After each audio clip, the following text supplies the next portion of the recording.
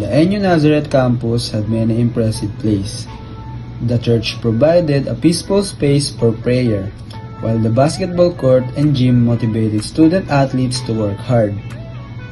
The museum was also interesting, especially the statue of Don Mariano, which shows dedication to education. How about you, Sandro? What did you like about the museum and the campus? The basketball court stood out because it showed the hard work of athletes, with trophies displayed as proof of their efforts.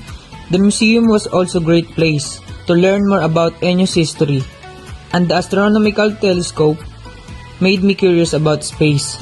Aside from the campus itself, meeting students from NU Dasma and NU Manila made the experience more enjoyable.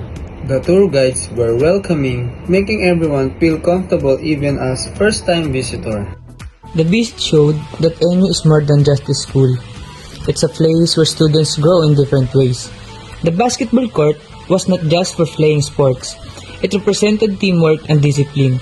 The gym also showed how important it is to keep improving, both in sports and studies. How about you, Mark? What did you learn from the campus and museum visit? How does it relate to your studies or personal interest? The church reminds students of the role of faith in their journey. Meanwhile, the museum helped everyone understand NU's history better. Don Mariano's dedication to education proved that hard work and commitment can lead to great things.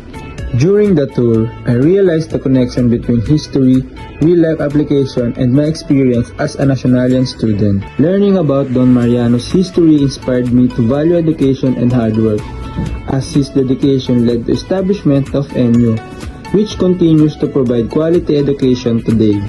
His story also showed how one person's determination can create a lasting impact on society. Henry's journey inspires me to strive for excellence, perseverance, and innovation. His commitment to education reminds me to value my opportunities at National University, always learning and improving. His hard work and determination motivate me to pursue my goals with the same mindset. He also inspires me to give back and use my future as success to help others and make a positive impact in my community. Sandro and I share a love for basketball, and seeing the courts at NU Manila and Nazareth inspired us even more to train. We also got to meet some of our UAAP idols, which made the experience even more exciting.